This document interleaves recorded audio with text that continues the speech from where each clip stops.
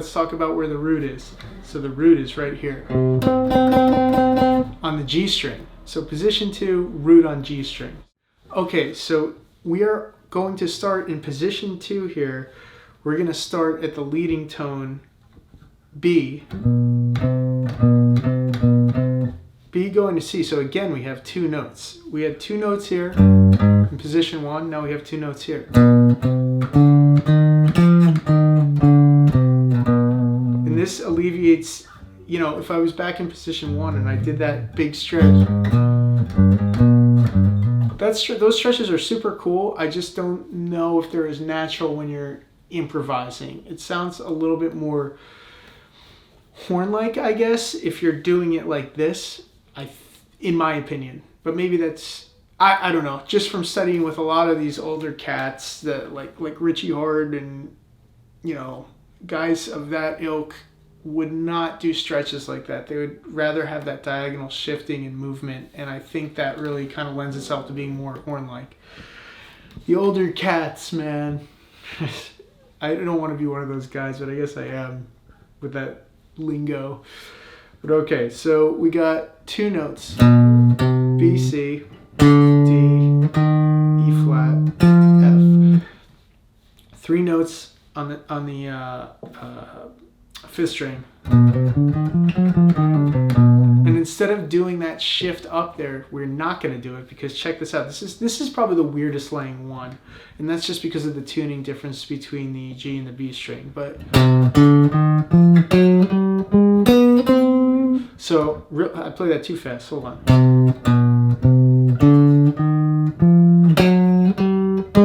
So now we have, for the first time, we have 2 3-note groupings on the 5th string, on the A string, and the D string. So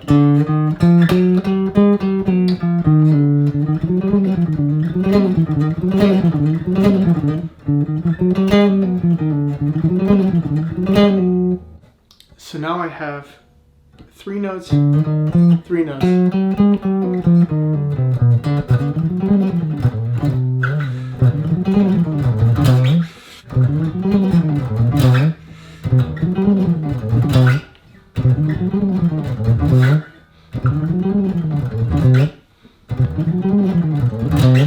So that little shape.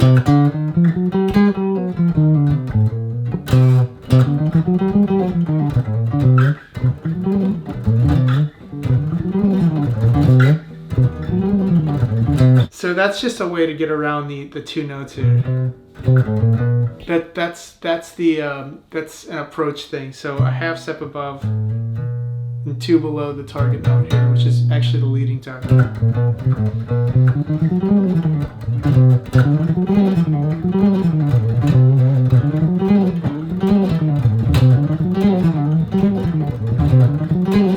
That's really kind of a great rhythmic thing. So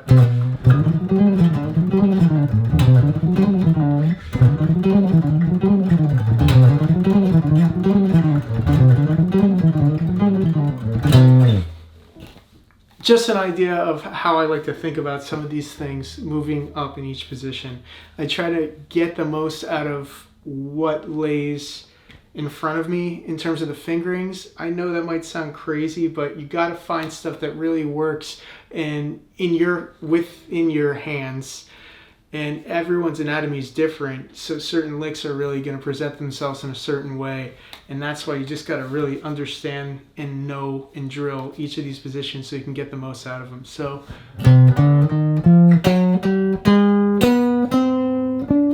now we have 4 notes on the G string. So we have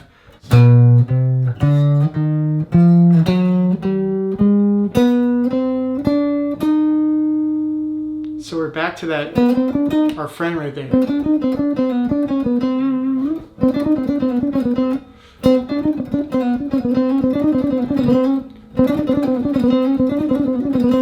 So that's an approach type thing.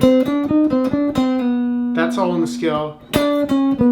2 above, 1 below. 2 half steps above, 1 half step below the target note.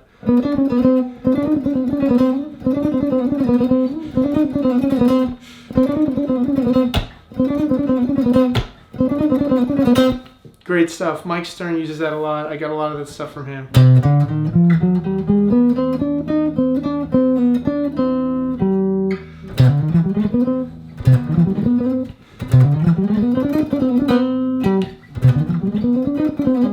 That's cool.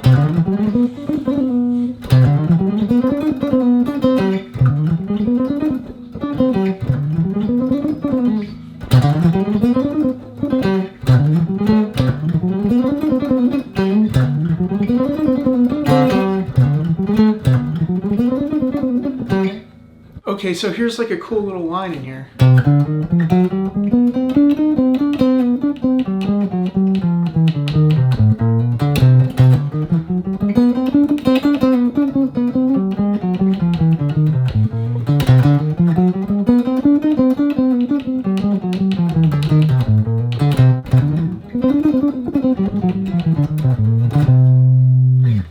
Cool little line in there. Okay, so let's keep going up. So far we have this 2, 3,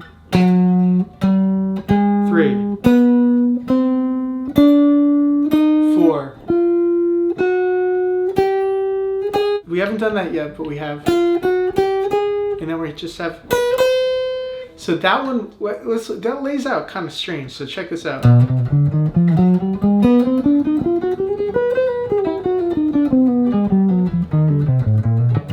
So it lays out weird at first glance, but then when you get more comfortable with it, you realize.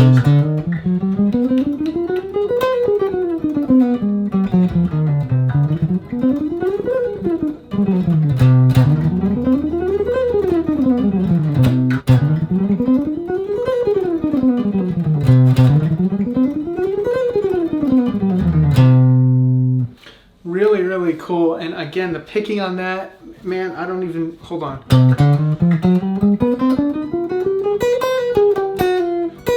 So again, I have that pull up.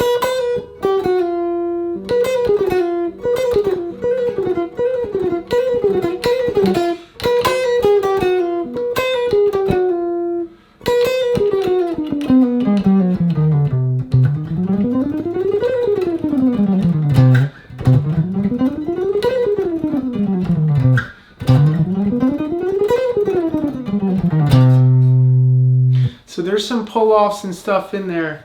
And that's really, again, to keep the downstroke on the, keep the downstroke every time you change string. I want to hit it with a downstroke, so.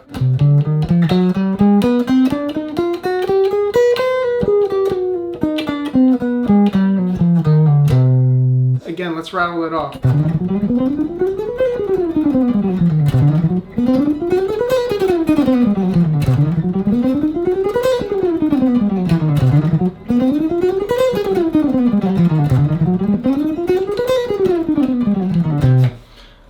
Excellent exercise. Excellent. Man, that is crazy. That is absolutely crazy, but it sounds really cool when you get it.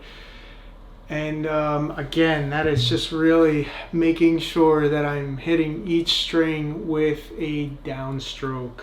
That's how I'm starting each string. So slow down the video. I think I played it slow enough times, but you might see something different if you have that right hand cam and you knock it down to like a quarter speed with the YouTube settings, because then you can see how I'm playing it up to speed, and you can take something from that. So yeah, so there's our there's the second position, which is a doozy, but it's really cool.